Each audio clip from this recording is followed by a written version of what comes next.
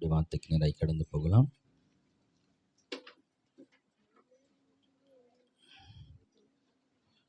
பிலிப்பியர் புத்தகம் 4ஆம் அதிகாரம் 13வது வசனம். என்னை பலப்படுத்துகிற கிறிஸ்துவினாலே எல்லாவற்றையும் செய்ய எனக்கு பலன் உண்டு.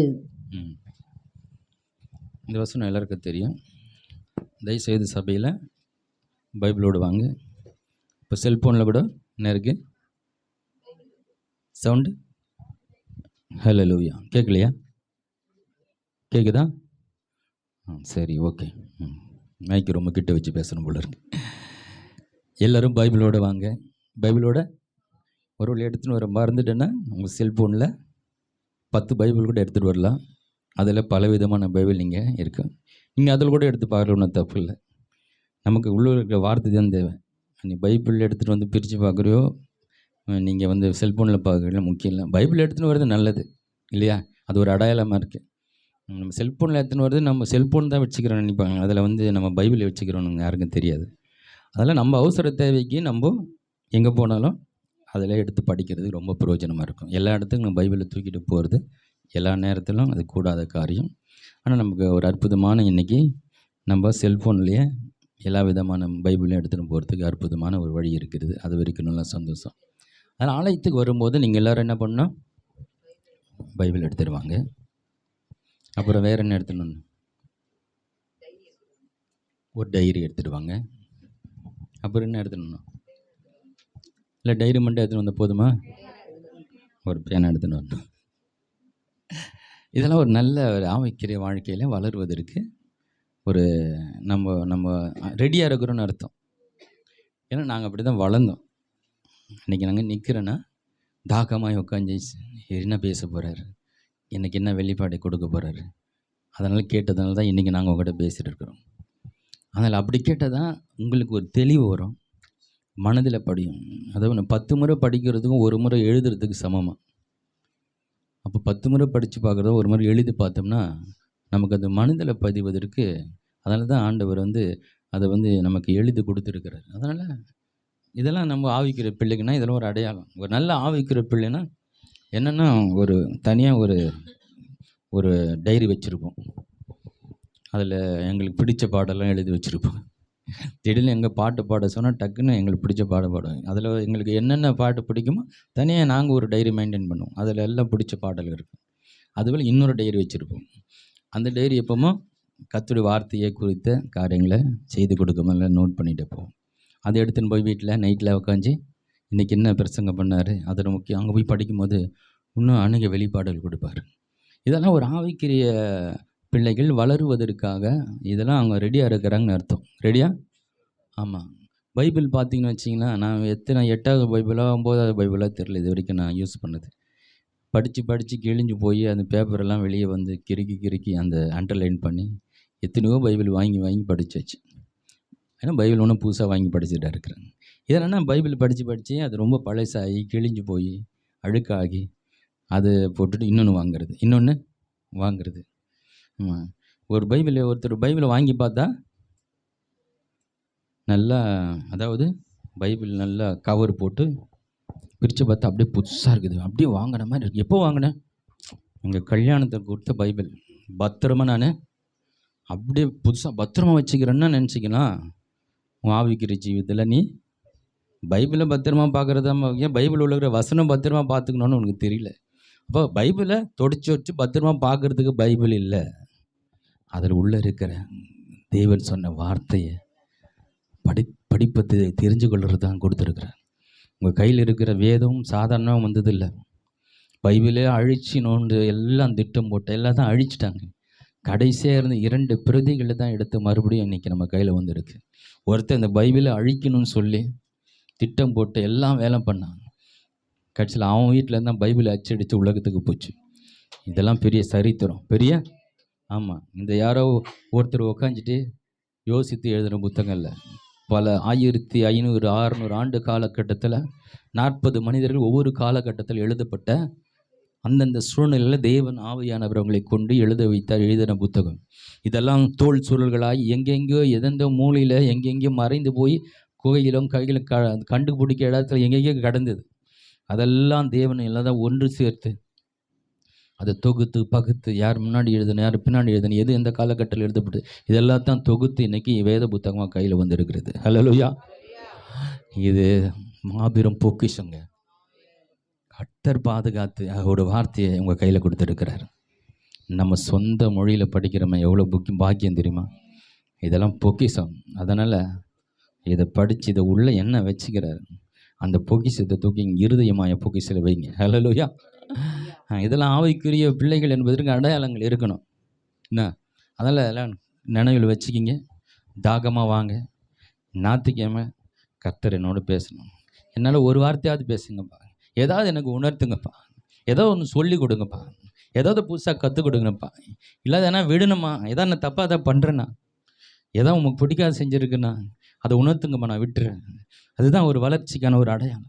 நான் ரெடியாக இருக்கிறேன்ப்பா, நீ விடுனா விட்டுறேன், நான் செய்ய தயாராக இருக்கிறேன். அப்போ நான் ஆவலாம் தாகமாக உங்களுடைய ஆலயத்துக்கு வருகிறேன்.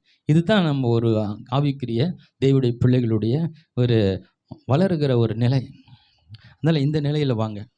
இன்றைக்கி நான் உங்களுக்கு இந்த வசனத்தில் சில காரியங்களை, என்னை பலப்படுத்துகிற கிறிஸ்துவினாலே எல்லாவற்றையும் செய்ய எனக்கு பலன் உண்டு. இந்த வசனம் உங்களுக்கு எல்லாருக்கும் நல்லா தெரியும். யாரை தெரியா இது வரைக்கும் படித்தது இல்லைங்க, இதான் ஃபஸ்ட்டு முறை கேட்குற ஞானம் இருக்கீங்களா? ஏறக்குறைய எல்லாம் படிச்சிருப்பீங்க. இந்த வசனத்தை நாம் எப்படி எடுத்துக்கொள்கிறோன்னா, இதை நாம் எப்படி புரிஞ்சு கொள்கிறோன்னா, என்னை பலப்படுத்துகிற கிறிஸ்துவினால் என்ன ஒருத்தர் பலப்படுத்திட்டு இருக்கிறாரு, அதனால் எது வேணால் என்னால் செய்ய முடியும், எதையும் செஞ்சு முடிப்பேன். இந்த அர்த்தத்தை தான் நம்ம படிக்கிறோம் இல்லையா? அப்படி தப்பு இல்லை, அது புரிஞ்சுக்கிறது. இந்த வசனம் அதுக்கும் வேலை செய்யும். இந்த வசனத்தை படிச்சுட்டு என்ன ஒருத்தர் பலப்படுத்துகிற அவர் என்னை பலப்படுத்துறதுனால எதையும் சாதிச்சு முடிப்பேன் முடியுன்ற ஒரு நம்பிக்கை இந்த வசனத்தில் வருது. அது தவிர இதையும் இந்த வசனம் இதையும் செய்கிறது. இந்த வசனம் இந்த அர்த்தமும் பொருந்தும்.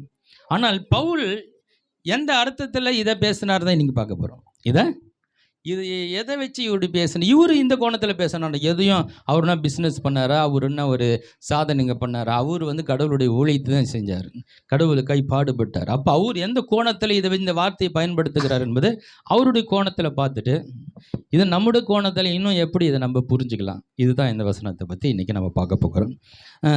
நம்ம பைபிளில் 3 முக்கியமான நபர்கள், அதில் மையமாக இருக்கிறது இயேசு கிறிஸ்து. மையமாக ஆமாம், இயேசு கிறிஸ்து அவர் இந்த வேதத்துடைய மையம், சென்டர் அவர் தான். அதை முதல் வெளிப்படுத்தின விஷயம் வரைக்கும் இயேசு பற்றின செய்தி தான்.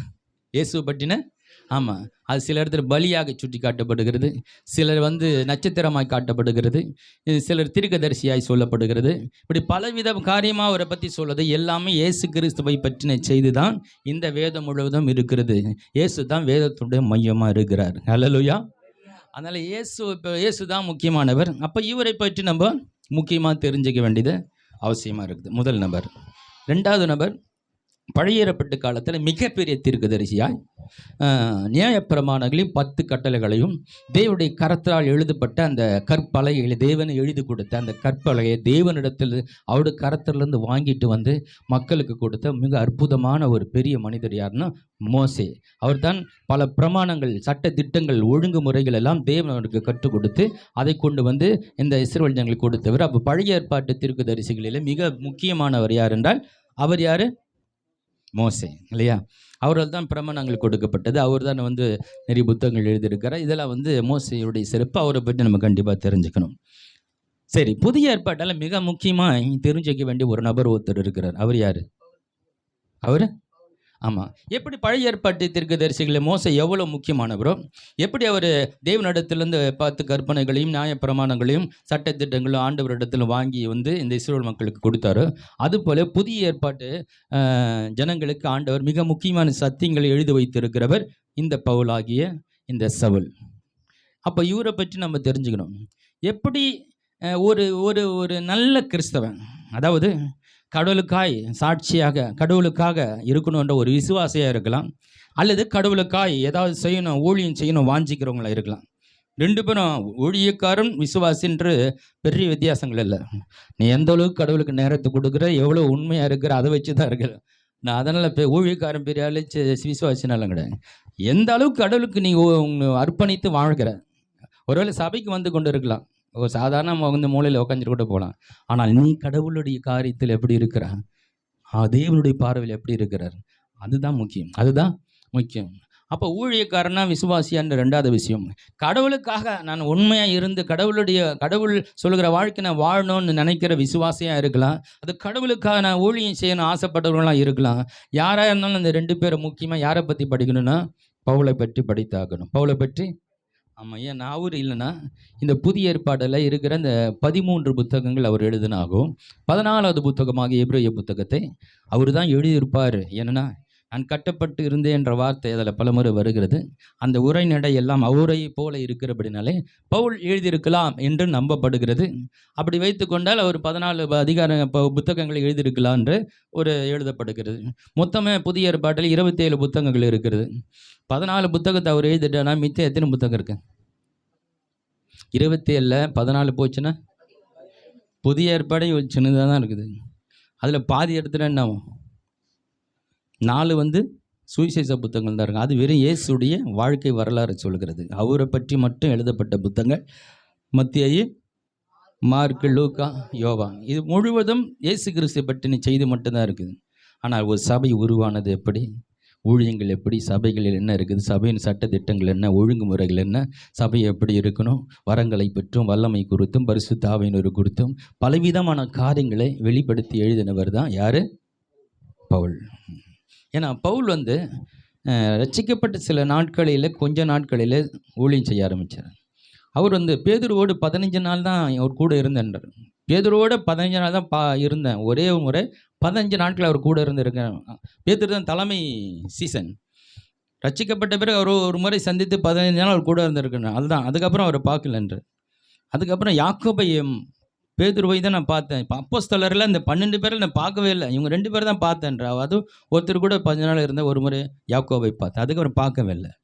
யாரையுமே பார்க்காம, அப்போஸ்தலரை பார்க்காம எவ்வளோ பெரிய ஊழியத்தை அவர் எப்படி செய்தார்? இந்த அப்போஸ்தலரின் கீழே இருந்து உபதேசத்தையே கற்றுக்கொள்ளாமல் பவுல் எப்படி எவ்வளோ பெரிய ஊழியத்தை செய்தார் என்றால், பவுல் ஏற்கனவே அவர் பரிசேயனாக இருந்தார். அவர் பரிசேயர் இருந்தார். அவர் வேத பாரகனாக இருந்தார். அவர் வேதத்தை கற்றறிந்தவராக இருந்தார். ஆனால் அவர் புரிந்து கொண்ட விதம் வேறுமாக இருந்தது.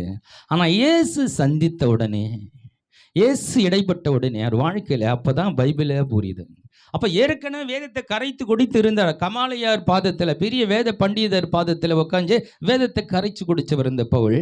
அவருக்கு வேதம் தெரியும். ஆனால் அவர் இயேசுவை நம்பலை. இயேசு சந்தித்த பிறகு தான் எல்லாமே புரிய வரும். வருது பரிசுத்த ஆவியானவர் அவருக்குள்ளே அந்த பழைய ஏற்பாட்டையும் இயேசுவையும் அவருக்கு பிரித்து காண்பித்து அதை இணைத்து காண்பித்து புரிய வைத்த பொழுது அவருக்கு கொடுக்கப்பட்ட அனைத்து போதனைகளும் பரிசுத்த ஆவியானவரால் வெளிப்படுத்தப்பட்டது. ஹல்லேலூயா. அவர் யாரும் கிட்ட போதனையை கேட்கவே இல்லை. சில நாட்களில் ஊழித்து புரிஞ்சிச்சு. அதுக்கு கொஞ்சம் நாட்களில் அவர் ஊழித்து கிளம்பிட்டார். எல்லாம் விளங்கடிச்சவருக்கு. பழைய காரியங்கள் படித்ததெல்லாம் ஆண்டவரோடு சேர்த்து பார்க்கும்போது விளங்கி போட்டு கிளம்ப ஆரம்பிச்சிட்டார். போலான்ட்டு துரிதமாய் செயல்பட ஆரம்பித்தார். இதுதான் அவருடைய நிலைமை. சரி, இப்போ நம்ம வசனத்துக்கு வரலாம். இவங்க 3 பேரை பற்றி நம்ம படிக்கணும்னு சொன்னேன். அப்போது நம்ம ஆண்டவருடைய பிள்ளைகளாய் வளரணும்னு நினச்சா நம்ம 3 பேரை அதிகமாக படிச்சிடறோம். ஒன்று பழைய ஏற்பாட்டு தீர்க்கதரிசியாகிய மோசையை என்ன பண்ணான்றதை நம்ம படிக்கணும். அவர் தான் இஸ்ரவேல் ஜனங்களை வழி நடத்தினவர், மீட்டெடுத்தவர். அவரை கொண்டு பெரிய அற்புதங்களை செய்யப்பட்டது. அவர் நியாயப்பிரமாணங்களும் 10 கட்டளைகளும் தேவனுடைய கரத்தால் எழுதப்பட்ட அந்த கற்பலகையை வாங்கினார் இல்லையா? எவ்வளோ அற்புதமான ஒரு காரியம். தேவனை எழுதி கொடுத்த அந்த கற்பலகையை வாங்கிட்டு வந்தார். ஒரு அற்புதமான அனுபவம். அதே போல் இயேசு முக்கியமான நபர். அவரை பற்றி நம்ம நல்லா புரிஞ்சிருக்கணும். 2வது, அந்த இயேசுடைய சத்தியத்தை முழுமையாய் பின்பற்றி வாழ்ந்த ஒருவர் இருப்பாரானால் அந்த பவுல். அவர் எப்போலவே அவர் பல காரியங்களை செய்திருக்கு. அதனால அவர் சொன்னார், என்னை நான் கிறிஸ்துவை பின்பற்றுகிறது போல என்னை. ஏன்டா அப்படி சொல்கிறான்னு ஃபஸ்ட்டில் எனக்கு புரியவே இல்லை. இயேசுவை 1 குறைய 39 முறை சவுக்கால் அடித்தாங்கன்னு பார்க்குறோம். ஆனால் சொல்ல 5 முறை என்னை 1 குறைய 31 5 முறை சவுக்கால் அடிக்கப்பட்டவர். அவரை பற்றி சில காரியங்களும் சொல்ல போகிறேன். அவர் எந்த கோணத்தில் இந்த வசனத்தை சொல்கிறாருன்னு உங்களுக்கு புரிய வைக்க போகிறேன். அதுக்கப்புறம் இது நமக்கு எப்படி பயன்பட போகுது, இதை நாம எப்படி எடுத்துக்கலாம்னு அவங்க காட்ட போகிறேன். எடுத்து வசிக்கலாம். 1 கொரிந்தியர் 1:18 நமக்கு தெரியும். அப்படி சொல்லிட்டீங்க. அதை சிலுவை பற்றின உபதேசம் கெட்டு போகிறவர்களுக்கு பைத்தியமா இருக்கிறது. ரட்சிக்கப்படுகிற நமக்கோ அது தேவ பலனா இருக்கிறது. அவரு நல்லா புரிஞ்சிருச்சு. அவருக்கு நல்லா புரிஞ்சது. சிலுவையை பற்றின உபதேசம் கெட்டு போகிறவர்களுக்கு பைத்தியமா இருக்கிறது. ரட்சிக்கப்படுகிற நமக்கோ அது தேவ பலனா இருக்கிறது. அவருக்கு முதல் தேவ பலனா இருக்குது. அதான் முதல் சொல்றாரு. அவருக்கு இந்த சிலுவை பற்றின உபதேசம் தான் அவருக்கு நல்லா விளங்கி இருக்குது. அதான் சிலுவையின் மேன்மைங்கிறார். சிலுவை மேன்மையா கருது என்றார். அவருடைய அன்பு சிலுவையில் காட்டினபடினாலே அந்த அன்பு என்னை நெருக்கி ஏவுகிறது என்றார். அப்போ சிலுவையை நன்றாய் உணர்ந்தவர் ஒருவர் இருப்பாரானால் ஒரு பவுல் மாத்திரமே. பவுல் ரொம்ப தெளிவாய் புரிஞ்சுக்கிட்டபடினால சிலுவையை பற்றின உபதேசம் கெட்டு போகிறவர்களுக்கு பைத்தியமாயும் ரட்சிக்கப்படுகிற நமக்கு தேவபலனா இருக்கிறேன்னு சொல்றாரு. அப்போ இந்த அவருக்குள்ள இருக்கிற என்னை பலப்படுத்துகிற கிறிஸ்துவினால எல்லாவற்றையும் செய்வதற்கு எனக்கு பலன் உண்டு சொல்லுவதற்கு காரணம் அவர் சிலுவை பெற்ற உபதேசத்தால் நிறைந்தவராய் இருக்கிறபடினாலே அந்த உபதேசத்தினால் வந்த ஒரு பலனை குறித்து தான் சொல்லுகிறார். என்னை பலப்படுத்துகிற கிறிஸ்துவினாலே எல்லாவற்றையும் செய்வதற்கு எனக்கு பலன் உண்டு என்று அவர் சொல்லுகிறார். அவரை பற்றி சில காரியங்கள் நான் சொல்றேன். அப்போஸ்தலர் புத்தகம் 3ஆம் அதிகாரம் 18வது வசனத்தை.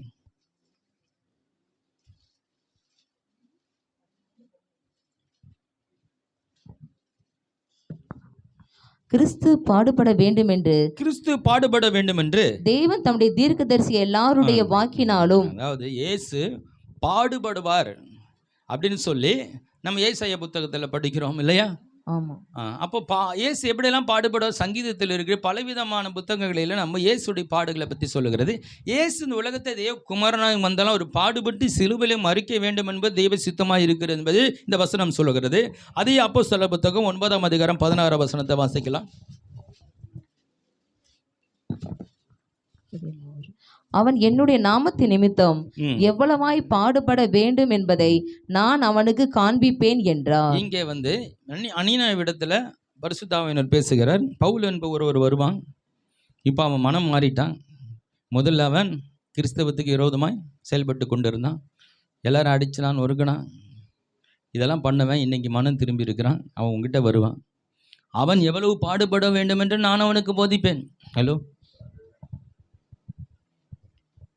அவன் நல்ல ஒரு அதிகாரத்தில் நல்ல ஒரு பவர் வாங்கிட்டு கிறிஸ்தவங்களை அடிச்சு நொறுக்கிட்டு ஒரு பெரிய அதிகாரத்தில் இருக்கிறான். யார்? பவுல். அவனை பொறுத்தவரைக்கும் நல்லா போயிட்டு இருக்குது ரூட்டு.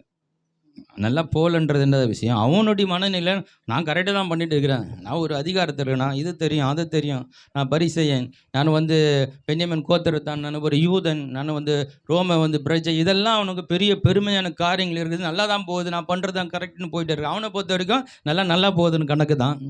ஆனால் இயேசு செஞ்சிட்ட பிறகு இயேசு நான் தான் இயேசுலாம் சொல்லி, நீ என் பின்னே வாப்பா, நீ எவ்வளோ பாடுபடணும்னு நான் உனக்கு சொல்கிறேன். ஹலோ,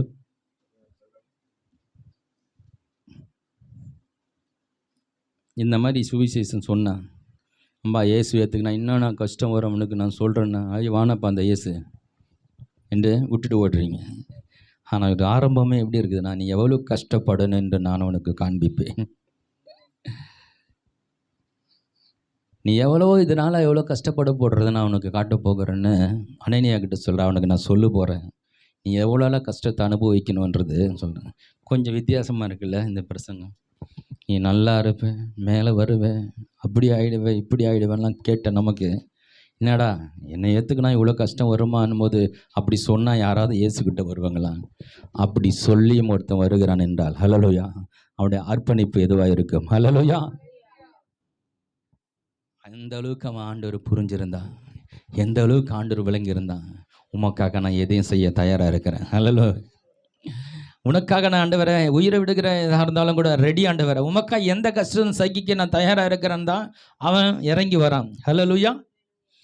இந்த கான்செப்டில் இருந்தால் சில வசனத்தை காட்ட போகிறேன். அது மாத்திரம் இல்லை, இவன் ஒரு பரிசேயனாக இருக்கிறான்னு வேதம் சொல்லுகிறது.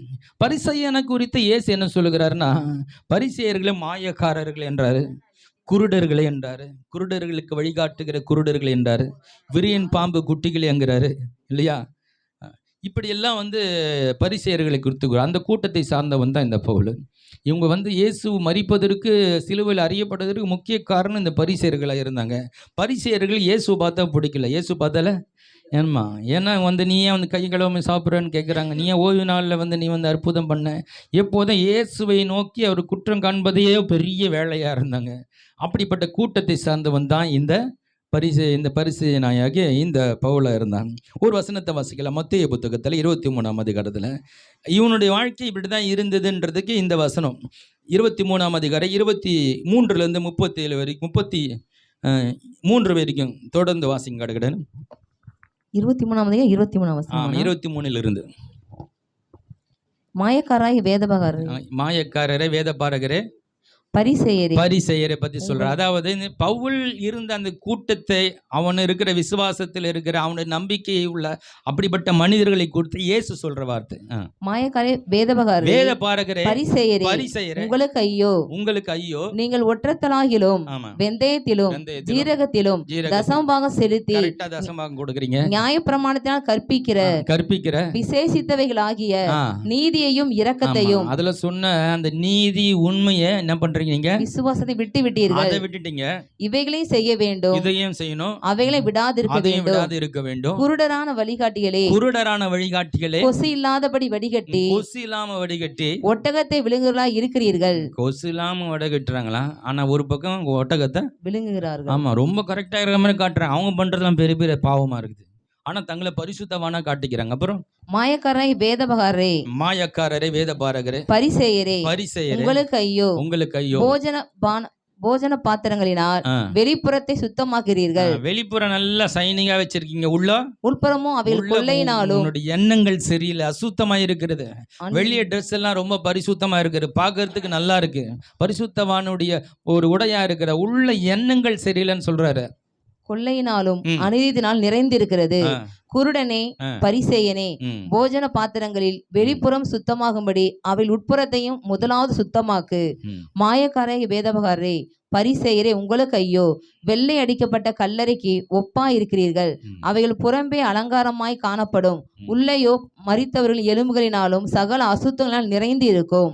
அப்படியே நீங்களும் மனுஷருக்கு நீதிமான்கள் என்று புறம்பே காணப்படுகிறீர்கள், உள்ளத்திலோ பெரிய நல்ல மாதிரி இருக்குது, உள்ள பார்த்தா எதுவும் சரியில்லை. அப்புறம் உள்ளத்திலே மாயத்தினாலும் அக்கிரமத்தினால் நிறைந்து இருக்கிறீர்கள்.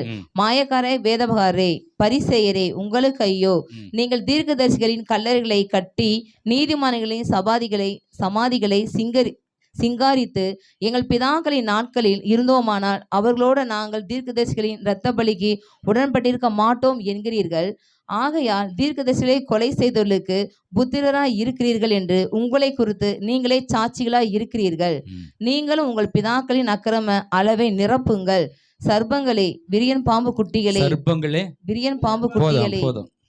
சர்ப்பங்களே, யாரை பார்த்து சொல்றாரு? பரிசேயரை பார்த்து சொல்றாரு. விரியன் பாம்பு குட்டிகளே, சர்ப்பங்களேங்கிறார். அந்த கூட்டத்தை சார்ந்தவன் தான் யாரு? பவுல். கிறிஸ்துவுக்கு பின்பு, அதாவது கிபி 9ஆம் ஆண்டிலே அவன் பிறந்தான். 67ஆம் ஆண்டில் அவன் மரித்தான். முதல் நூற்றாண்டிலிருந்து அவனுடைய அந்த பிறப்பு இறப்பை கணக்கிடப்படுகிறது. அப்போது இயேசு 2000க்கு ஒரு 2 ஆண்டு 3 ஆண்டுக்கு முன்னாடியே பிறந்துட்டாருன்னு சொல்கிறாங்க. இப்போ இயேசு கிமு 3ல் பிறந்தாருன்னு வச்சுக்கிட்டா கூட, இயேசுக்கு இவன் 9 வயசு, இவன் கிபி 9ல் பிறக்கிறான். அப்போ இயேசுக்கு அப்போது 9 + 3 சேர்த்தா கூட என்ன ஆகுதுன்னா, இயேசுக்கு 12 வயசு. அப்போ தான் பவுல் பிறக்கிறான்.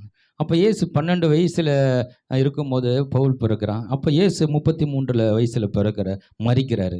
அப்போது கிபி 30ல் தான் மரிக்கிறாரு. 9ல் பிறந்தவன். அப்போது இயேசு சிலுவையில் அறையப்படும் பொழுது இந்த பவுலுடைய வயசு சரியாக 21 அல்லது 22 வயதாக இருந்திருக்கும்.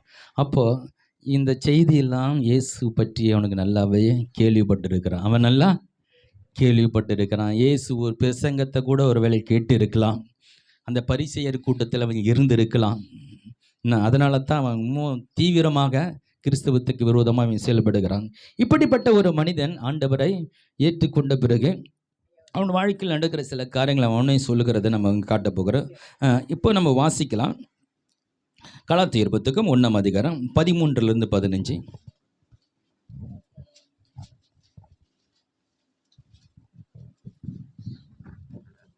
அப்படி இருந்தும் நான் என் தாயின் வயிற்றிலிருந்து முதல் என்னை பிரித்தெடுத்து தம்முடைய கிருபையினால் அழைத்த தேவன் தம்முடைய குமாரனை நான் புறஜாரிடத்தில் சுவிசேஷமாய் அறிவிக்கும் பொருட்டாக அவரை எனக்குள் வெளிப்படுத்த பிரியமாய் இருந்தபோது உடனே நான் மாம்சத்தோடும் இரத்தத்தோடும் யோசனை பண்ணாமலும் எனக்கு முன்னே அப்போஸ்தலரானவர்களிடத்திலே எருசலேமுக்கு போகாமலும் அரபி தேசத்திற்கு புறப்பட்டு போய் மறுபடியும் தமஸ்கு ஊருக்கு திரும்பி வந்தேன். 3 வருஷம் சென்ற பின்பு பேதுருவை கண்டுகொள்ளும்படி நான் எருசலேமுக்கு போய் அவனிடத்தில் 15 நாள் தங்கி இருந்தேன். கர்த்தருடைய சகோதரனாய் யாக்கோப்பை தவிர அப்போஸ்தலரை வேறொருவரை நான் காணவில்லை. ஆண்டவர் அவனை அழைக்கும் பொழுது ஆண்டவருடைய சித்தத்துக்கு ஒப்பு கொடுத்து அவன் வந்துட்டான். அப்போஸ்தலனாகிய பேதுருவையும் யாக்கோபை தான் பார்த்துருக்கேன், வேறு மற்ற சீடர்களும் பார்க்கவே இல்லை. இவங்க எல்லாருமே எருசலேமில் தான் பெருசாக ஊழியம் பண்ணிருக்காங்க. பவுல் மாத்திரம்தான் அந்த விட்டு வெளியே போய் பல புற ஜாதிகளுக்கு போய் சுவிசேஷம் சொல்லுகிறான். இவன் என்ன சொல்கிறேன்னா, தாயின் கருவிலே என்னை தெரிந்து கொண்டார், பிரித்தெடுத்தார். தாயின் கருவிலே பிரித்தெடுத்தார். அவன் ரட்சிக்கப்பட்ட நாட்கள் கிட்டத்தட்ட ஒரு இயேசு மரணம் அடைஞ்ச பிறகு ஒரு 3-4 வருஷம் பிறகு தான் அவன் ரட்சிக்கப்படுகிறான் அப்படின்னு சொல்கிறாங்க. அப்போ 20, 24, 25 வயசுக்குள்ளே அவன் ரட்சிக்கப்பட்டிருக்கலாம். ரட்சிக்க ஒரு சரியான வாலிபத்தெல்லாம் அவன் ஆண்டவரை ஏற்றுக்கொண்டு இருக்கிறான். உடனே இறங்கிட்டான். உடனே கடவுள் வேலைக்கு இறங்கிட்டான். தன் வாலிபத்தை ஒப்பு கொடுத்துட்டான். சிலர் கல்யாணம் ஆனான்றாங்க, ஆகலைன்றாங்க. அதுக்கெல்லாம் எந்த ஆதாரமும் இல்லை. கல்யாணம் ஆகி மனைவி பிரிந்து வாழ்ந்தான்றாங்க, இல்லை கல்யாணம் ஆகாமல் கடவுளுக்கு ஊழியம் செஞ்சாங்க. 2 விதமான கருத்தை சொல்கிறாங்க. ஆனால் அவன் மனைவியோடு வாழலைன்றது தான் உண்மை. கல்யாணம் ஒரு ஆகிருக்கலாம், ஆயாமல் இருக்கலாம். ஆனால் கடவுளுக்கு தன்னுடைய வாழ்க்கையை அர்ப்பணித்து இவன் வாழ்ந்திருக்கிறான்னு நல்லா தெரியுது. அவன் தாயின் கருவிலே என்னை தெரிந்து கொண்டார்னு சொல்லுகிறான். அவனுக்கு அவரை புரிந்து கொண்ட, ஏன்னா தன் வாழ்நாளிலே அவன் பிறந்தது முதல் கர்த்தர் அவனை நடத்தி வந்ததை அப்போ உணரல. இப்போ அவனை ரட்சித்த பிறகு அவனுக்கு புரியுது, கடவுள் என்னை ஏற்கனவே தெரிஞ்சுக்கிட்டாரு. இதுக்கு தான் என்னை கமாலியல் பாதத்தை படிக்க வச்சார்.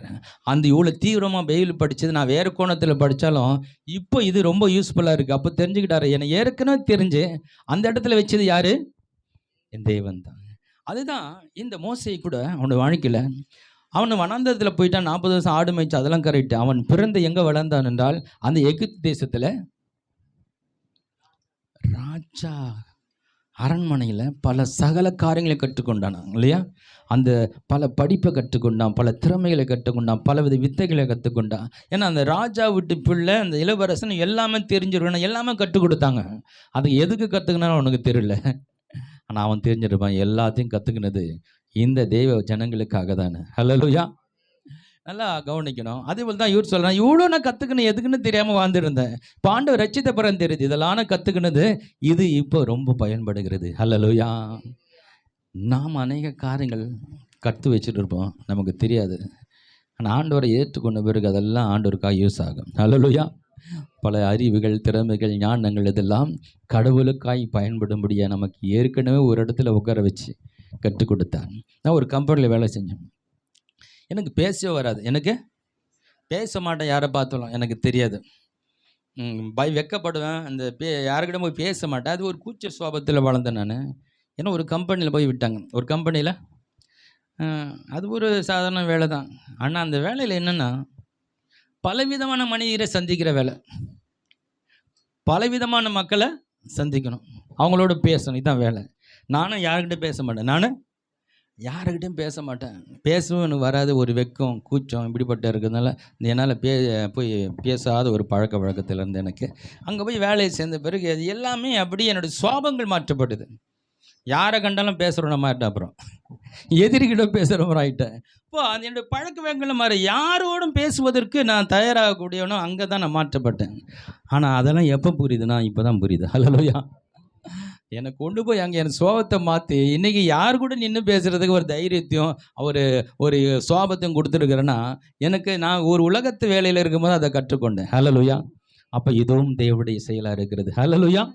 இப்போ பல காரியங்கள் சில இடத்துல நம்ம வைத்திருக்கிறாருன்னா, தேவன் அங்கே ஒரு சில காரியங்களை கற்றுக் கொடுத்து நமக்கு கற்றுக்கொள்ள வேண்டிய ஏதோ ஒன்று அங்கே இருக்கிறது. அதெல்லாம் நமக்கு பின்னாடி யூஸ் ஆகும். ஹல்லேலூயா. நம்ம வாழ்க்கை யோசித்து பாருங்க. நம்ம லேட்டாக தான் ஆண்டவரை ஏற்றுன்னு இருப்போம். ஆனால் பல காரியங்கள் இன்றைக்கு ஆண்டவருக்கு அது பயன்படக்கூடியதாக இருக்கிறோம். நிறைய காரியங்கள் இருக்குது. அப்படி யோசிச்சுட்டு போகலாம். சரி, நம்ம வசனத்துக்கு நேராக போகலாம். பிலிப்பியர் புத்தகம் 3ஆம் அதிகாரம் 4-8 வாசிக்கலாம். மாம்சத்தின் மேல் நம்பிக்கை வைக்க வேண்டுமானால் நானும் வைக்கலாம். வேறொரு மாம்சத்தின் மேல் நம்பிக்கையாய் இருக்க நினைத்தால் நான் அதிகமாய் அப்படி செய்யலாம். நான் 8ஆம் நாளில் விருத்தசேதனம் அடைந்தவர். அவருடைய எவ்வளவு சிறப்பை பத்தி பேசுறார். சொல்லுங்க. இஸ்ரவேல் வம்சத்தான். நான் ஒரு 8ஆம் நாளில் விருத்தசேதனம் அடைந்தவன். இஸ்ரவேல் வம்சத்தான். பென்யமீன் கோத்திரத்தான். எபிரேயில் பிறந்த எபிரேயன். நியாய பிரமாணத்தின்படி பரிசேயன். பக்தி வைரத்தின்படி சபையை துன்பப்படுத்தினவன். நியாய பிரமாணத்திற்குரிய நீதியின்படி குற்றம் சாட்டப்படாதவன். ஆகிலும் எனக்கு லாபமா இருந்தவைகளையோ அவைகளை கிறிஸ்துவுக்காக நஷ்டமென்று எண்ணினேன். அது மாத்திரமல்ல, என் கர்த்தராய கிறிஸ்து இயேசுவை அறிகிற அறிவின் மேன்மைக்காக எல்லாவற்றையும் நஷ்டமென்று எண்ணிக்கொண்டு இருக்கிறேன். நான் கிறிஸ்துவை ஆதாயப்படுத்தி கொள்ளும்படிக்கும் நியாய பிரமாணத்தினால் வருகிற சுய நீதியை உடையவனாய் இராமல் கிறிஸ்துவை பற்றும் விசுவாசத்தினால் வருகிறதும் விசுவாசம் மூலமாய் தேவனால் உண்டாயிருக்கிறதுமான நீதியை உடையவனாய் இருந்து கிறிஸ்துவுக்குள் இருக்கிறவன் என்று காணப்படும்படிக்கும் இப்படி நான் அவரையும் அவருடைய உயிர்த்தெழுதலின் வல்லமையும் அவருடைய பாடுகளின் ஐக்கியத்தையும் அறிகிறதற்கும் அவருடைய மரணத்திற்கு ஒப்பான மரணத்திற்குள் எப்படியாய் நான் மரித்தோர்ந்து உயிரோடு எழுந்திருப்பதற்கு தகுதியாகும் படிக்கும். 10 வரை வாசிக்கிறேன். சரி, 11 வாசிக்கிறேன். அவருக்காக எல்லாவற்றையும் நஷ்டமென்று விட்டேன், குப்பையாக எண்ணுகிறேன். அதாவது தன்னுடைய மேன்மையான காரியம் அவருக்கு சொல்றதுக்கு நிறைய இருந்து, இதில் சொல்லப்படாத விஷயங்கள் நிறைய இருக்குது. அவருக்கு சொந்தமான கப்பலெல்லாம் இருந்ததுன்னு சொல்கிறாங்க. ஒரு பெரிய பணக்காரர்னு சொல்கிறாங்க. இன்னும் அவரை பற்றின நிறைய காரியங்கள், இவர் சொல்லாத விஷயங்கள் இன்னும் பெருமையாக சொல்லிக்கூடிய காரியங்கள் அவருக்கு நிறைய இருந்தது சொல்கிறாங்க. இதெல்லாம் யூதர்கள்ன்றது அவங்களுக்கு ஒரு பெருமை. ஏன்னா அது ஒரு உயர்ந்த ஜாதி. அன்றைக்கு யூதர்கள் மற்ற அவங்க கீழே இருக்கிற எல்லாரும் ஒரு தாழ்த்தப்பட்ட ஜாதி போல் நினைக்கிறேன். யூதர்கள் என்றாலே அவங்க பெரிய ஒரு உயர்ந்த ஜாதி என்ற ஒரு மனநிலை அவங்களுக்கு இருந்தது. அவங்க கடவுளோடு பேசுகிறவர்கள். அவங்க கடவுளை செங்கடலை பிளந்தவர், இப்படிலாம் அற்புதம் பண்ண கடவுளை நாங்கள் வணங்குகிறோம். நாங்கள் ஆபிரகாம் சந்ததி, எங்களுக்கு ஒரு சட்ட திட்ட ஒழுங்குமுறை, நாங்கள் பரிசுத்தமாக வாழ்கிறவர்கள், இப்படிலாம் அவங்க இருந்தாலும் அவங்களுக்கு ஒரு பெருமை இருக்கும் எப்பவுமே. அதை தான் சொல்கிறான், தன்னுடைய பெருமையெல்லாம் சொல்கிறேன். நான் யூதன் என்றார், பரிசேயன்னு சொல்கிறார். பரிசேயனும் ரொம்ப வேதத்தின்படி மிகவும் சரியாய் நடக்கிறவர்கள் என்ற ஒரு எண்ணம் கொண்டவர்கள். இதெல்லாம் தன்னுடைய பெருமையெல்லாம் சொல்லிட்டு அவன் லாஸ்ட்டில் சொல்லுகிறான், இதையெல்லாம் ஒரு குப்பை என்று எண்ணுகிறேன். இதையெல்லாம் எல்லாத்தையும் குப்பையை தூக்கி போட்டு அவரை அறிகிற அறிவின் மேன்மைக்காக, அவரை தெரிஞ்சுக்கிறது தான் எனக்கு பெருசாக இருக்குது. இப்போ அவரை புரிஞ்சுக்கணும், இன்னும் தெரிஞ்சுக்கணும், இன்னும் அவரை அறிகிற அறிவில் நான் பெருகணுன்றது தான் எனக்கு முக்கியமாக இருக்குது. இதெல்லாம் ஒன்றுமில்லாத குப்பைன்ட்டார். இதெல்லாம் ஆமாம், ஒரு காலத்து அதுக்காக ஓடனேன், அதுக்காக செயல்பட்டேன், அதான் முக்கியம் நினச்சா, இது இருந்தால் தான் நல்லாயிருக்கும், இருந்தால் நான் நல்லா இருப்பேன்னு நினச்சி இதுதான் முக்கியம் நான் நினச்சி ஓடின நாட்கள் இருந்தது. அதெல்லாம் இப்போது அவர் அறிகிற அறிவில் பெருகும் பொழுது இதெல்லாம் குப்பைன்னு தோணுது. ஒன்றுமே இல்லாத ஒரு விஷயங்களுக்கா என் வாழ்க்கையை நான் வாழ்ந்திருக்கிறேன்னு இப்போ புரியுது. எல்லாம் குப்பைன்னு எண்ணுகிறேன்னு சொல்கிறாரு. அப்புறம் இன்னொரு வசனம் வாசிக்கலாம். நம்ம 2 கொரிந்தியர் புத்தகத்தில் 11ஆம் அதிகாரத்தில் 22 சில வசனங்களை வாசிக்கலாம்.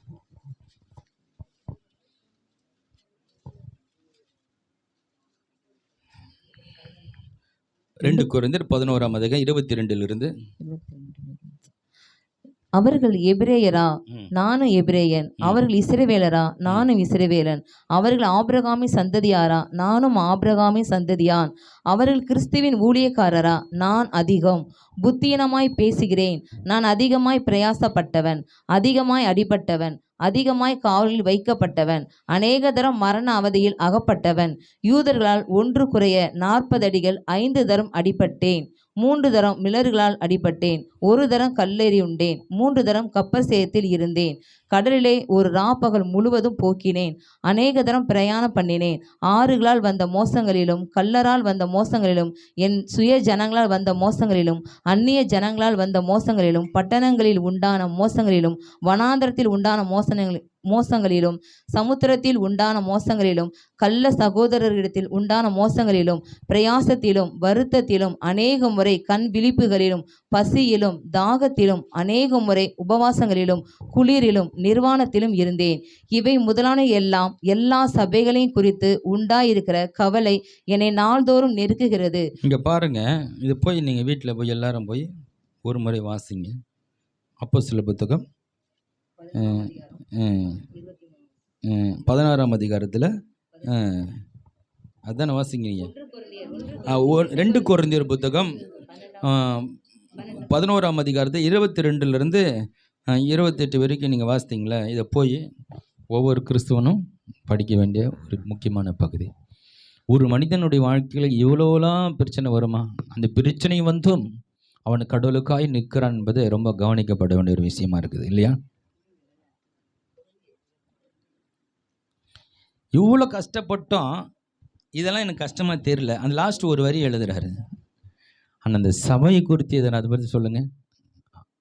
அந்த லாஸ்ட் ஒரு பகுதி வாசித்து பாருங்க. அதை மறுபடியும் வாசிங்க. 26ங்களா? அனே 28 வாசிங்க. 28. இவைகள் முதலான எல்லாம் எல்லா சபைகளை குறித்தும் பிரச்சனையை நான் சந்திச்சிருக்கிறேன் வாழ்க்கையில சொல்றாரு. அப்புறம் சபையை குறித்தும் உண்டாயிருக்கிற கவலை, சபையை குறித்து உண்டாயிருக்கிற கவலை என்னை நாள்தோறும் நெருக்குகிறது. அதுதான் எனக்கு மனசு கஷ்டமா இருக்குன்னார். கடவுளுக்கா இவ்வளோ கஷ்டப்பட்டேன், இவ்வளோ பாடுகள் அனுபவிச்சிருக்கேன், இதெல்லாம் ஒன்றும் இல்லை, எனக்கு பெரிய விஷயமே இல்லைன்றார். பெரிய விஷயமே இல்லை. ஆனால் இந்த சபையை குறித்து, இப்போ அந்த சபை குறித்தது தான் அவருடைய பெரிய கவலையாக இருக்குது. பெரிய அவருடைய மனசில் அவர் பாதிக்கிற விஷயமா இருக்குது.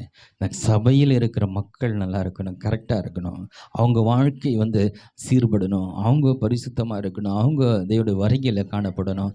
இதை குறித்து தான் பெரிய பாரம் இருக்குது தவிர அவருக்கு இதெல்லாம் ஆண்டவருக்காக அவர் துடிச்சு போட்டு போயின்னு இருக்கிறார். துடிச்சு போட்டு இப்போ கடவுளுக்காய் எவ்வளோ பாடுகள் வந்தாலும் சகித்து கடவுளுக்காய் செயல்பட்ட ஒரு மனிதன் இருப்பார். ஆனால் அந்த பவுல் மாத்திரம் தான் இருக்க முடியும். இன்னொரு வசனத்தை வாசிக்கலாம். பிலிப்பியர் புத்தகம் 1ஆம் அதிகாரம் 20-21.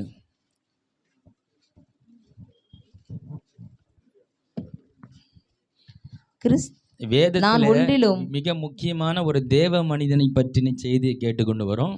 இது ஒவ்வொரு கிறிஸ்தவனும் தெரிந்திருக்க வேண்டிய ஒரு அற்புதமான பகுதிகளை வாசிருக்கிறேன். பொறுமையாக கேளுங்க. நம்ம நீங்க படிக்கிறீங்க இல்லையோ, அது சொல்லப்படுறதாவது நீங்க கேளுங்க, வாசிங்க. நான் ஒன்றிலும் வெட்கப்பட்டு போகாமல் எப்பொழுதும் போல இப்பொழுதும் மிகுந்த தைரியத்தோட ஜீவனாகிலும் சாவினாகிலும் கிறிஸ்து என் சரீரத்தினாலே மகிமைப்படுவார் என்று எனக்கு உண்டாயிருக்கிற வாஞ்சையும் நம்பிக்கைக்கும் தக்கதாய் அப்படி முடியும். கிறிஸ்து எனக்கு ஜீவன், சாவு எனக்கு ஆதாயம். அதாவது நான் வாங்குற அடியில தேவன் மகிமைப்படுவார் என்று ஒருத்தன் சொல்ல முடியுமா? அவர் சொல்றாரு பாருங்க, என் சரீரத்தினால மகிமைப்படுவார். சரீரத்தில் அடி ஓதை தான் வாங்கிட்டுக்கிறார். சவுக்கடி, இது வெட்டு குத்து, ஒரு என்னென்ன அடியெல்லாம் அடிக்கிறாங்க. இவ்வளோ அடித்து என் சரீரத்தில் தேவன் மகிமைப்படுவார்னு ஒருத்தன் சொல்வாரானால் அவன் எவ்வளவாய் தேவனுக்காய் தன்னை அர்ப்பணித்தவனாக இருக்க முடியும். தேவ அன்பை உணர்ந்து அவருக்காய் எப்பொழுது செயல்படுகிறவனாக இருக்கான். சொல்கிறார், கிறிஸ்து எனக்கு ஜீவன், சாவு எனக்கு லாபமான்றாரு. அப்படியும் செத்து போனாலும் அது எனக்கு லாபமாய் முடியும்னு சொல்கிறாரு. இன்னொரு வசனத்தை வாசிக்கலாம். அப்போஸ்தலர் புத்தகம் 14ஆம் அதிகாரம். சரி, பிலிப்பியர் வாசிக்கிறீங்களா? ஓகே, அப்போஸ்தலர் 14:19 வாசிங்க.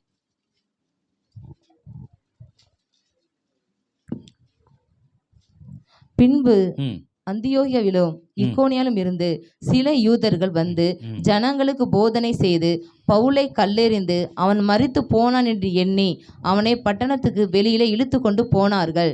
சீசர்கள் அவனை சூழ்ந்து நிற்கையில் அவன் எழுந்து பட்டணத்திற்குள் பிரவேசித்தான். மறுநாள் அந்த பகுதி மட்டும் அவன் மரித்து போனான் என்று எண்ணி அவனை பட்டணத்துக்கு வெளியே இழுத்து கொண்டு போனார்கள். அதாவது சுவிசேஷம் சொன்ன ஒரு மனிதனை அடியில் நடிச்சு சுய நினைவு இழந்தவனா மாறிட்டான். அவனை இழுத்துன்னு போனாங்க. என்ன பண்ணாங்க? தூக்கிட்டு போகல. இழுத்துட்டு போகிறது தூக்கிட்டு போகிறது வித்தியாசம் இருக்குல்ல. தரன்னு காலை 2 பிடிச்சிருது. அப்படி இழுத்துட்டு போய் எது வரைக்கும்? எங்கேருந்து எவ்வளோ தூரம் இழுத்துட்டு போயிருக்காங்க? பட்டணத்துக்கு வெளியில் இழுத்துட்டு போயிருக்காங்கன்னா துணியெல்லாம் கிழிஞ்சிருக்கும், சரீரத்தில் தோல் கிழிஞ்சிருக்கும். தூக்கின்னு போய் அங்கே போட்டாங்களா. அங்கே தான் அவனை அடிதண்ணி அடித்து ஒரு கண்ணுடைய பகுதியை வெளியே வர்ற அளவுக்கு அவனுக்கு அவ்வளோ காயங்களாம். அந்த இடத்துல தான் அவன் அந்த எழுந்து இவ்வளோ வலியில் இவ்வளோ வேதனையில் என்ன பண்ணுறான், ஒரு துணியை கட்டிக்கிட்டு போய் வெறும் 40 நாள் அந்த ஊருக்குள்ளே சபையில் அந்த ஊருக்குள்ளே போய் ஆண்டவரை பற்றி சொல்லி அங்கே ஒரு சபையை உருவாக்கினேன். நான் அதை எப்படி நான் புரிஞ்சுக்கிறேன்னா, நான் அதை எப்படி உணர்றேன்னா, இவன் பட்ட ஒரு அடியும் வேதனையும், அந்த வேதனையில் போய் அங்கே ஆண்டவர் தான் உண்மையான ஆண்டவர் இரட்சகர்னு அங்கே போதிக்கும் போது நான் நினைக்கிறேன், அங்கே அநேகருடைய வாழ்க்கையில் மாற்றங்களும் அற்புதங்களும் சுகமும் பயங்கரமான ஒரு பெரிய மிராக்கிள் நடந்திருக்கும். அங்கே பெரிய எழுப்புதல் உண்டாக நினைக்கிறேன். ஏன்னா ஒருத்தன் சாதாரணமாக போய் சொல்கிறதுக்கும் ஆண்டவருக்கா இத்தனை அடிகளை பெற்று போய் நின்று போய் இயேசு தான் ஆண்டவர்னு சொல்லும்போது ஆண்டவர் உள்ளம் அங்கே எப்படி இருந்திருக்கும்? ஹலோ, ஆண்டவர் அங்கே என்ன எப்படி கிரியை செய்திருப்பார்? நான் அதை அப்படி பார்க்குறேன். நான் அதை எனக்கா இவ்வளோ அடி வாங்கிட்டு போய் நின்றுட்டு இயேசு தான் தெய்வம்னு சொல்லும் போது அவர் இறங்கி வந்து அங்கே பெரிய காரியங்களை செய்திருப்பார்னு நான் நம்புகிறேன். ஹல்லேலூயா, ஹல்லேலூயா. இது நீங்கள் அனுபவிச்சும் பார்க்கலாம். கடவுளுக்காய் நீங்கள் சில துன்பங்கள் அனுபவித்து அதன் மத்தியில் அந்த வேதனையிலும் போய் மற்றவங்களுக்கு நீங்கள் போய் சுவிசேஷம் சொல்லும் போது நிறைய மிராக்கிள் நடக்கும். ஹலோ, சில காரியங்களை நம்ம உள்ளத்தில் சொல்ல முடியாத வேதனையின் மத்தியிலும் கூட, ஆனால் ஆண்டோட வேலையை நம்ம போய் அங்கே உண்மையாக செய்வோம்.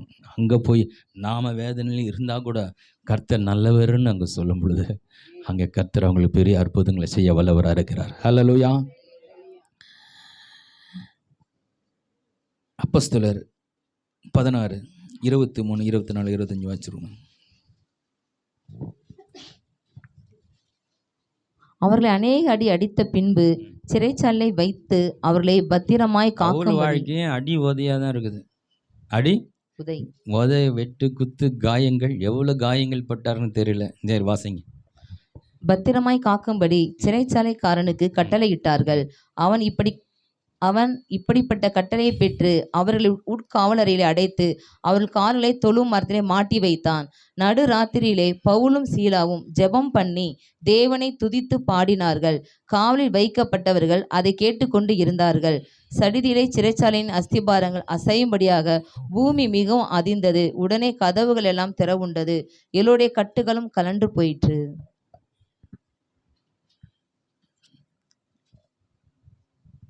இப்போ அந்த வசனத்தை வாசிங்க. பிலிப்பர் 4:13. இது ரெண்டும் கொஞ்சம் கனெக்ட் பண்ணி பாருங்க. என்னை பலப்படுத்துகிற கிறிஸ்துவினாலே எல்லாவற்றையும் செய்ய எனக்கு. அதாவது நல்லா கவனிங்க, இங்கே பெரிய பிரச்சனை ஓடிட்டு இருக்குது. பிரச்சனை ஓடுறதுல இன்னொரு பக்கம் என் சரீரத்திலும் காயங்களும் வேதனைகளும் இருக்குது. இதெல்லாம் விட்டுட்டு, ஆனால் இந்த சூழ்நிலையிலும் தேவனுடைய விருப்பத்தை நோக்கத்தை நான் நிறைவேற்றுவேன், தேவனை துதிப்பேன், அவனை ஆராதிப்பேன். அதை தான் சொல்லுகிறார், என்னை பலப்படுத்துகிற கிறிஸ்து. இந்த வேதனையிலும் ஒருவர் என்னை பலப்படுத்தி கொண்டு இருக்கிறார். இத்தனை அடிகள் பட்டு இந்த வேதனையிலும் கர்த்தர் என்னை பலப்படுத்திட்டு இருக்கிறார். இப்பயும் அவரை என்னை ஆராதிக்க முடியும். ஹல்லேலூயா. இதெல்லாம் மறந்துட்டு நான் ஆண்டவரை சந்தோஷமா ஆராதிக்க முடியும். அதை தான் சொல்றாரு பலன். அதுதான் இப்போ பவுல் சொல்லுகிற பலன். எந்த பலன்? எப்படிப்பட்ட சூழ்நிலையிலும் தேவன் என்னை கொண்டு செய்ய நினைத்ததை செய்வதற்கு நான் தயாராக இருக்கிறேன். அவர் இன்னும் எவ்வளோ அடி வாங்கினாலும் கூட இன்னும் கடவுளுக்காக எழுந்து நான் ஓடுவென்றார். ஹல்லேலூயா. அப்போ அவர் அந்த இத்தனை பலவீனம் இத்தனை கஷ்டத்திலும் அவரை செய்ய வைக்கிறது எது? தேவ பலன். ஹல்லேலூயா. சிலுவையில் என் தேவன் எனக்காய் பாடுபட்டார், அவருக்காக நான் பாடுபட தயாராக இருக்கிறேன். ஹல்லேலூயா. அவருக்காக என்னையை கொடுக்க நான் தயாராக இருக்கிறேன்.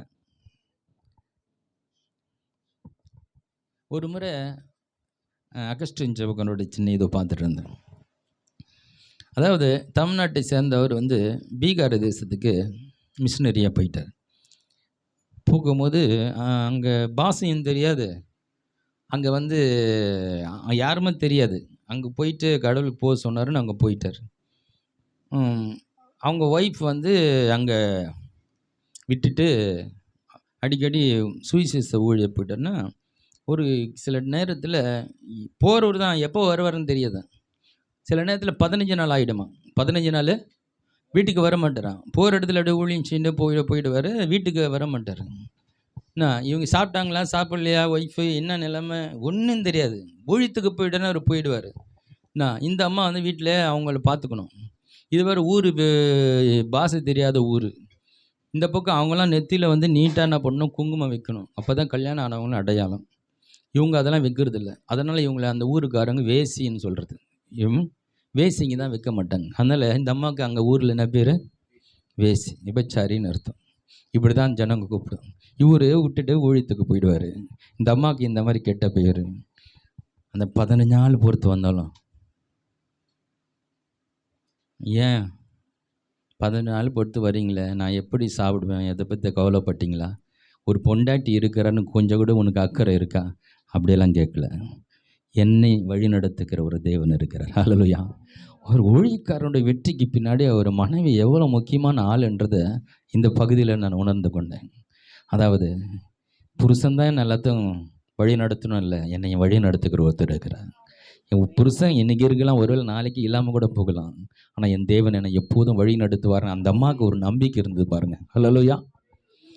அந்த இடத்துல ஊர் பேர் இடத்துல புருஷன் விட்டுட்டு போயிட்டு 10 நாள் 15 நாள் கழிச்சு வந்தால் சாப்பாட்டுக்கு என்ன பண்ணாங்க?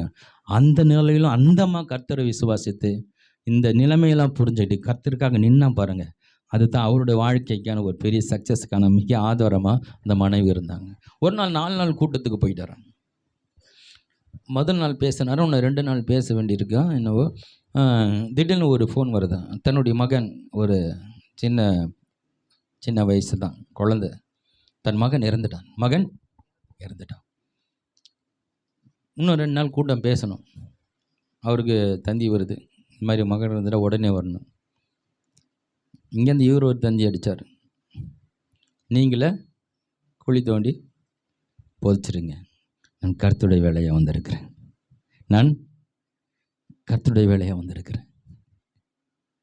அவர் சொன்ன மரித்தோரை அடக்க பண்ணிட்ட மாதிரி, பரவாயில்ல புதைக்கிற வேலை நீங்கள் செஞ்சுருங்க, செத்து போயிட்ட பேர் நான் ஒன்றில் என் கடவுள் வேலையை வந்திருக்கிறேன். அங்கே குழி தோண்ட கூட ஆள் இல்லை, அந்த அம்மா குழி தோண்டி போச்சாங்களாம். இதெல்லாம் கேட்கும் பொழுது கடவுளுக்காக அவங்க எவ்வளவாய் அவங்க கடவுள் அன்பை மற்றவங்களுக்கு சொல்லணுன்றதில், தனக்கு எது நேர்ந்தாலும் பரவாயில்ல, இந்த சுவிசேஷத்தை ஜனங்களுக்கு சொல்லணுன்றதில் எவ்வளோ கடமையாக இருந்திருக்காங்க. ஒரு பாஸ்டர் தன் மகன் இறந்து அது வந்து ஞாயிற்றுக்கிழமை விடிய காலம் இப்போ என்ன பண்ணார், அந்த மகனை குளிப்பாட்டி அந்த வீட்டில் கடத்திட்டு எப்பொழுதும் போல் ஆராதனை நடிச்சிட்டு, ஆராதனை முடிஞ்ச பேர் அவர் சொல்கிறான், என் மகன் இரவு மரித்து போனான், வாங்க போய் அடக்கம் பண்ணுவான். இப்போ எந்த ஒரு சலனமும் இல்லாமல் எவ்வளோ வேதனை இருக்கும். பிரசங்கம் வருமா? சில நேரத்தில் பிரசங்கம் எடுக்கிறது எவ்வளோ கஷ்டமாயிட முடியுமா? ஏதோ ஒரு கவலை மனித ஆக்கும் பொழுது, ஏதோ ஒரு பிரச்சனை நம்ம மனசை பாதிக்கும் போது நம்மளால் பிரசங்கமே எடுக்க முடியாது. நம்ம மனதெல்லாம் அதை பின்னாடி ஓடிட்டு இருக்கும், அதையே யோசிக்கும். பைபிள் படித்தா இன்னும் வெளிப்பாட வராது. அப்போது ஒரு வேதனை நம்மளை நெருக்கும் பொழுது பிரசங்கத்தை பண்ண முடியாது, செய்தி எடுக்க முடியாது. ஆனால் இவ்வளோ வேதனை மத்தியில் ஒரு மனிதன் வந்து அங்கே 1 மணி நேரம் எப்போதும் போல் பிரசங்கம் பண்ணுறாருன்னா, அவருக்கு எது பெருசாக தெரிஞ்சதா? தன் மகனை காட்டிலும் என் தேவன் தான் முக்கியம். ஹல்லேலூயா.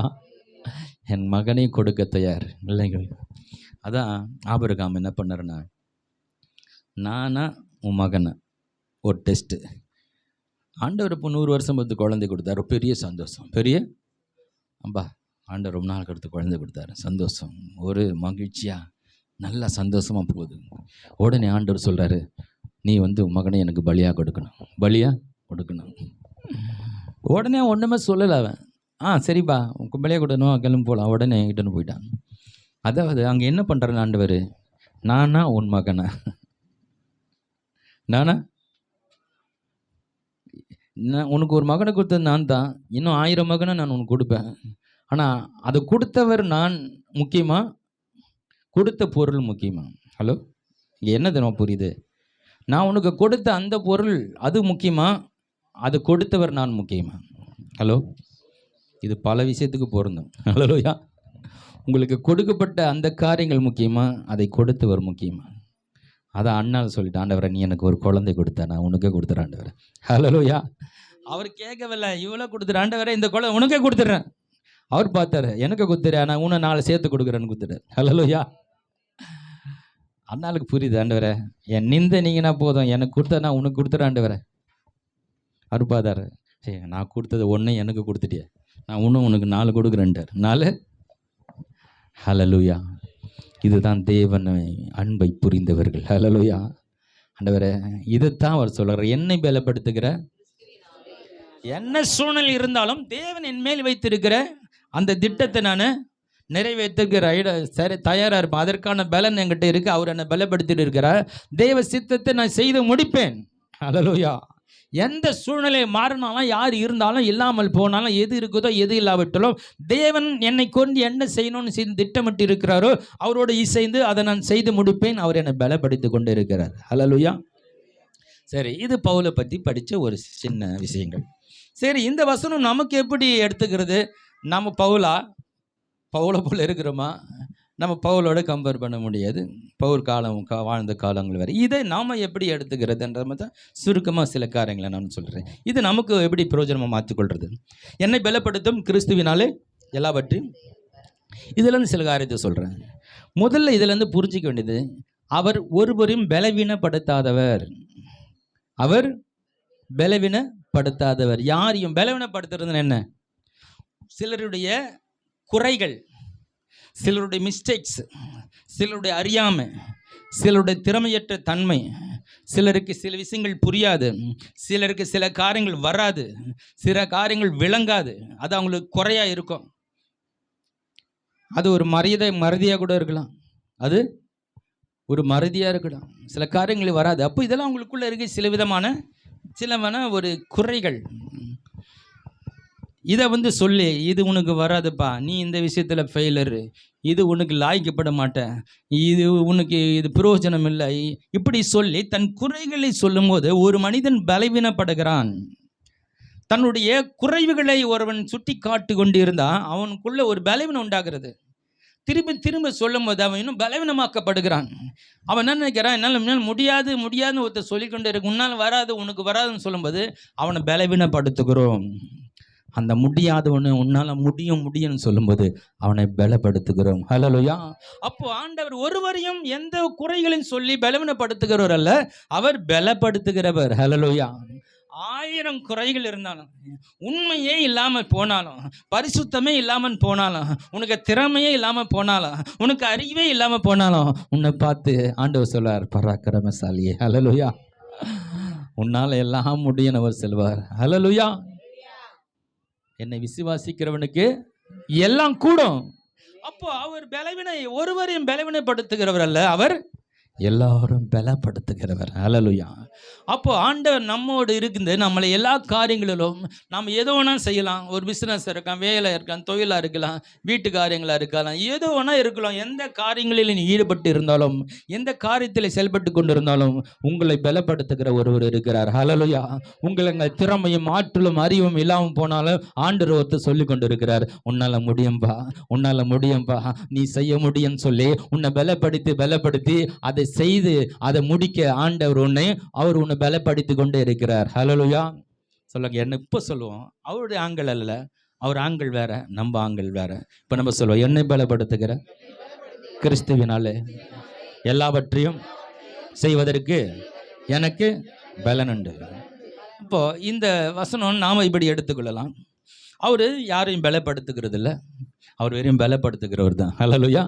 எந்த குறையும், நீ ஒன்றுத்துக்கு உதவ 0வா இருந்தால் கூட உன்னை பார்த்து அவர் சொல்வார், நீ சூப்பர், உன்னால் எல்லாம் முடியும்னு சொல்லுவார். எல்லாம் இப்படி சொல்லி நம்மளை உருவாக்கிடுவார். ஹல்லேலூயா. இல்லாத இடத்துல ஒன்றை உருவாக்குகிறவர், இல்லாதவைகளை இருக்கிறவர்கள் போல அழைத்து உருவாக்குகிற ஒரு தேவன். உனக்குள்ளே இல்லை, அதை சொல்லி உனக்குள்ளே உருவாக்கிடுவார். உனக்கு அறிவில்லை, நீ அறிவாளிப்பான்னு சொல்லி உன்னை அறிவாளி ஆக்கி விட்டுருவார். ஹல்லேலூயா. அவர் அப்படிப்பட்ட ஒரு நல்ல தேவன். அப்போ அவர் பலவீனப்படுத்தாதவர், அவர் பலப்படுத்துகிறவர். அப்புறம் எதையும் செய்து முடிக்க முடியும் என்ற ஒரு நிலைக்கு நம்மளை என்ன பண்றாரு, பலப்படுத்தி விட்டுறாரு. ஹல்லேலூயா. முதல்ல சின்னதாக காரியங்களை ஆரம்பித்து அதை செய்ய வச்சு நம்மளை கொஞ்சம் கொஞ்சமாக அப்படியே பலசாலை ஆக்கி அப்புறம் பெரிய பெரிய காரியங்களை செய்கிறவர்களுக்கு நம்மளை பலசாலியாய் எதை கொடுத்தாலும் செய்யக்கூடியவர்களாய் மாற்ற ஒரு நம்மளை உற்சாகப்படுத்துகிற பலப்படுத்துகிற ஒரு தேவன் நமக்கு இருக்கிறார். ஹல்லேலூயா. அது மாத்திரம் இல்லை, ஆண்டவர் நம்முடைய பலனை என்ன பண்ணுறாரு, கூட்டிக்கிட்டே வர்றார் பலனை. ஆமாம், சொல்லி சொல்லி சொல்லி நம்ம ஒரு காரியம் நடந்துச்சுன்னு வச்சுக்கோங்க, நானா பண்ணேன் இது, எனக்கு இது வராத, பரவாயில்ல இதை நான் கரெக்டாக பண்ணிட்டு போது பெரிய சந்தோஷம், பெரிய நமக்கு நம்ம மேலே ஆச்சரியமாக இருக்கும். நான் அந்த மாதிரி நிறைய காரியம் பார்த்துருக்கேன் என் வாழ்க்கையில். நான் 10ஆம் வகுப்பு படிக்கும்போது மேக்ஸில் ரொம்ப ஃபெயிலியர், மேக்ஸில். ஆமாம், அப்போது ஆண்டவருக்கு அப்போ தான் நான் வசனத்தை உன்னிப்பாக கவனிப்பேன். அப்போது தாகம், சபையில் ஒரு ஊழியக்காரர் பிரசங்கம் பண்ணுறது அப்படியே 100% அப்படி கவனிப்பேன். ஃபஸ்ட்லேருந்து லாஸ்ட் வரைக்கும் அப்படியே அப்சர்வ் பண்ணுவேன். நான் உட்காந்துட்டு முழு செய்தி உள்வாங்கிடுவேன். நான் அவ்வளோ கவனமாக கேட்பேன். நான் அப்போது எனக்கு இந்த ஒரு அனுபவம் என்ன பண்ணிச்சுன்னா, இந்த எனக்கு கவனிப்பு தன்மை கம்மியாக இருந்தது. சபைக்கு வந்த பிறந்த கவனித்தன்மை அதிகமாச்சு. இது அதிகமானதால் ஸ்கூலுக்கு போக ஆரம்பித்தேன். பிறகு ஸ்கூலில் இப்போ பாடங்களை ரொம்ப நல்லா கவனிக்க ஆரம்பித்தேன். பாடங்களை உன்னிப்பாக கவனிக்க ஆரம்பிச்சு. எனக்கு தெரியல இது நடக்குது, எனக்குள்ளே நடந்தது. இது நான் எனக்குள்ளே இதெல்லாம் மாறுதல் எப்படி வருதுன்னு எனக்கு தெரியல, ஆனால் நடந்துகிட்டே இருக்குது. நான் எப்போதும் போல் கவனிக்கிற மாதிரி கவனிக்கிறேன். இதெல்லாம் நடந்து ஒரு குறிப்பிட்ட ஒரு சின்ன டெஸ்ட் ஒன்று வச்சாங்க. ஒரு 25 கணக்கை போட்டு எல்லாருக்கும் ஒரு டெஸ்ட் ஒன்று பண்ணாங்க. எல்லாம் டெஸ்ட்டை எழுதி கொடுத்தோம். பாருங்கள், எனக்கு தெரியாது. நான் டெஸ்ட்டில் எனக்கு தெரிஞ்ச எல்லாத்தையும் கிடக்குன்னு எழுதி கொடுத்துட்டேன். கொடுத்த உடனே அவர் அப்பயே அந்த டெஸ்ட்டு மார்க் லிஸ்ட்டை கொஞ்ச நேரத்தில் டிக் பண்ணி பார்த்து மார்க்கு போட்டு உடனே கொடுத்தாரு. அந்த மார்க்கு போட்டு 25 கணக்குக்கு 25 பதில் எழுதி 25 மார்க் வாங்கினேன். அது எனக்கு பெரிய மிராக்கிள், பெரிய என்னால் என்ன நம்ப மாட்டேன். இது எப்படி நடந்தது, நானா தானா?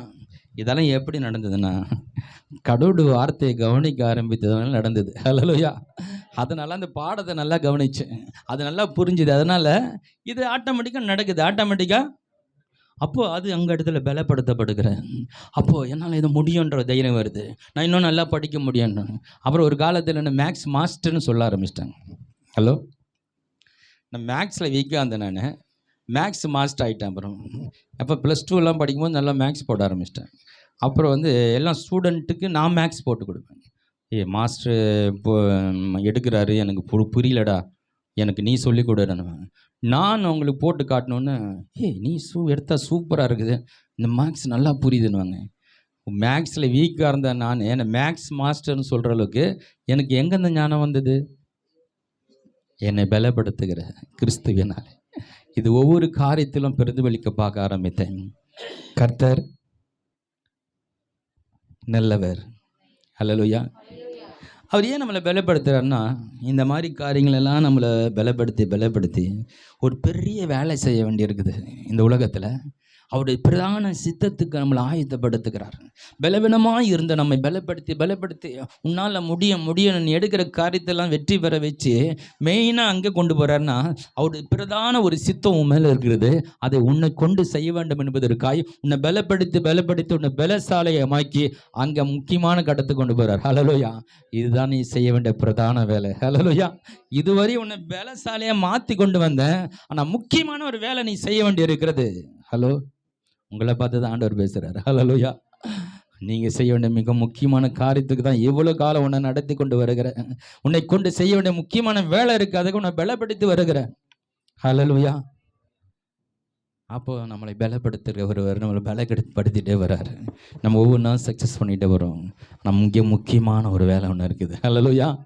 என் தேவனுக்கான எதையும் செய்ய நான் தயாராக இருக்கிறேன் என்ற ஒரு நிலைக்கு வரீங்க பாருங்க.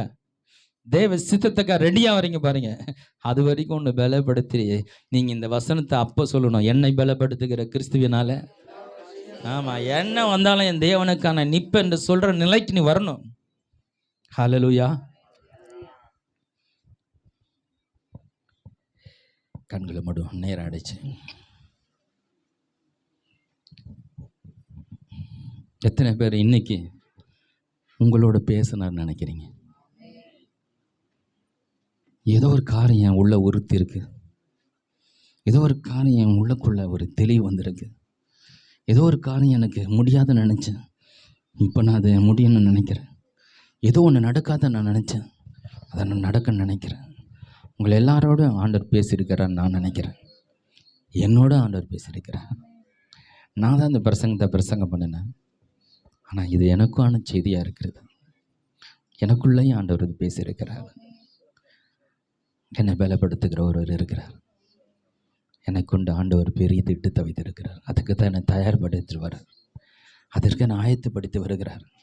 ஒரு பெரிய வேலை என்னை கொண்டு செய்ய விரும்புகிறார். உங்களை கொண்டும் பெரிய வேலை செய்ய ஆண்டவர் திட்டமிட்டு இருக்கிறார். அதற்காக தான் உன்னை பலப்படுத்திக்கிட்டு வர்றார். ஒன்றுமே இல்லாத உன்னை ஆண்டவர் தம்முடைய வார்த்தையினால் உருவாக்கி கொண்டு வருகிறார். ஹல்லேலூயா. நல்ல தகப்பனே, இந்த கால வேளையில் பவுலுடைய வாழ்க்கை நாங்கள் படித்தோம்ப்பா. எத்தனை சூழ்நிலையிலும் தகப்பன, பாடுகளின் மத்தியிலும் உம்மை மகிமைப்படுத்துவதே பிரதானமானது என்றும், உம்மை உயர்த்தி காட்டுவதே பிரதானமானது என்றும், நீரே எல்லாவற்றுக்கும் மேலாவர் என்பதும், எப்படியாகிலும் ஆண்டவரை இந்த சுவிசேஷத்தை எல்லாருக்குள்ளும் கொண்டு போக வேண்டும் என்பதை குறித்தும் ஆண்டவரை அவர் மிக தெளிவாக இருந்து அதை குறித்து அவர் சொல்லுகிறார். என்னை பலப்படுத்துகிற கிறிஸ்துவினால் எந்த சூழ்நிலையிலும் எல்லாவற்றையும் செய்வதற்கு எனக்கு பலன் உண்டு என்பதை அவருடைய வாழ்க்கையில் நிரூபித்து காட்டியிருக்கிறார் தகப்பனை. எங்கள் வாழ்க்கையிலும் தகப்பனை, நாங்கள் ஒன்றுக்கும் உதவுவதாக இருந்தோம், நாங்கள் கீழானவர்களாக இருந்தோம். எங்களை ரட்சித்து உடைய பிள்ளையாய் மாற்றி எங்களை உருவாக்கி கொண்டு வருகிறீர்கள். நாங்கள் தைரியம் இல்லாதவர்களாக இருந்தோம், எங்களுக்கு தைரியத்தை கற்றுக் கொடுத்தீங்க. நாங்கள் புரிந்து கொள்ள முடியாதவர்கள் இருந்தோம், புரிந்து கொள்ளுகிறவர்களை மாற்றினீங்க. ஆண்டவரை நாங்கள் அறிவில்லாதவர்களாக இருந்தோம், எங்களுக்கு அறிவை கொடுத்தீங்க. அநேக காரியங்களில் ஆண்டவரை சொல்லும் விதத்தில் இல்லை தகப்பனே, மற்றவர்களை மதிக்கத்தக்க நிலையில் இல்லை தகப்பனே, மற்றவர்கள் சொல்லும் விதத்தில் எங்களுடைய செயல்பாடுகள் இல்லை தகப்பனே. ஆனாலும் ஆண்டவர் நம்முடைய பிள்ளையாக மாற்றி ஆண்டவரை எங்களுக்கு ஒவ்வொன்றாய் கற்றுக் கொடுத்து வருகிறேன். நாங்கள் உள்ளான மனிதனில் வளர்ந்து கொண்டு வருகிறோம், முன்னேறி கொண்டு இருக்கிறோம் தகப்பனே. உடைய சாயலுக்கோ பாய் மாறிக்கொண்டு இருக்கிறோம்ப்பா.